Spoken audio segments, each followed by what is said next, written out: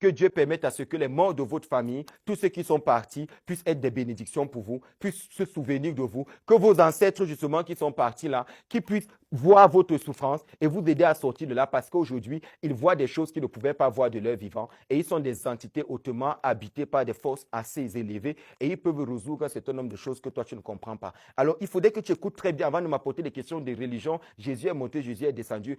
Prends le mets d'abord là où il est. Pourquoi? Parce qu'avant qu'il n'arrive en Israël, le monde existait déjà. Donc, laisse d'abord qu'on finisse d'enseigner ce qu'on enseigne. Comme tu es tellement inspiré et que tu connais tellement, parce qu'aujourd'hui, les églises naissent de partout, mais lorsque eux-mêmes, ces pasteurs-là sont coincés, ils vont comme ça dans les villages, ils ne parlent plus de Jésus, ils vont voir des pygmées pour les aider de sortir de certains problèmes. Quelle hypocrisie. Tu arrives à combattre la question de la religion, tu arrives à la question de la tradition, tu combats la tradition, mais lorsque tu as un problème qui dépasse l'entendement de la connaissance que tu as, tu rentres quand même dans tes sources pour aller fouiller, pour comprendre ce que c'est, quelle est cette hypocrisie. Soyons sages.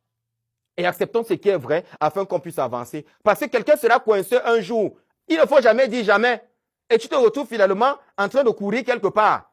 Et ne dis à personne, parce que si tes fidèles découvrent justement que tu allais te faire un petit travail au Bénin là-bas et qu'un prêtre vaudou t'a vaudoué, c'est-à-dire il t'a mis dans ton essence, tu ne veux pas que tes fidèles découvrent et puis tu arrives là, tu veux jouer les forts, tu fais tomber les gens. Laisse.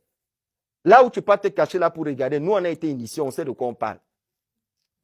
Donc ne trompez pas les fidèles, ne trompez pas les chrétiens, ne trompez pas ceux qui ont envie de connaître réellement quelles sont leurs origines. Aujourd'hui, qu'est-ce qui se passe? On est arrivé à vous déconnecter complètement de vos origines.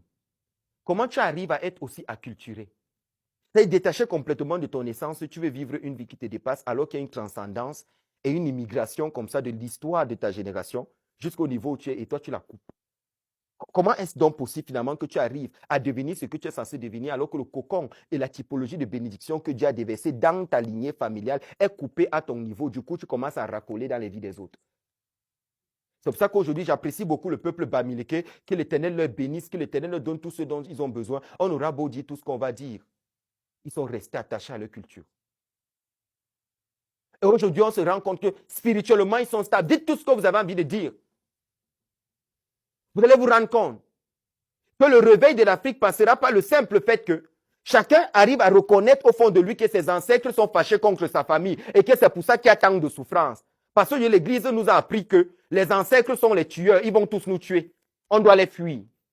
Mais sans toutefois savoir que même le nom que tu as, c'était le nom de quelqu'un et il avait reçu ça de quelqu'un et il avait reçu ça de quelqu'un dans une transmigration aussi élevée et que c'est ce nom qui finalement fait de toi ce que tu es. Ma Kavanash, la Remba Nosea qui souffre, n'ayons donc pas des pensées de faire de la sorcellerie.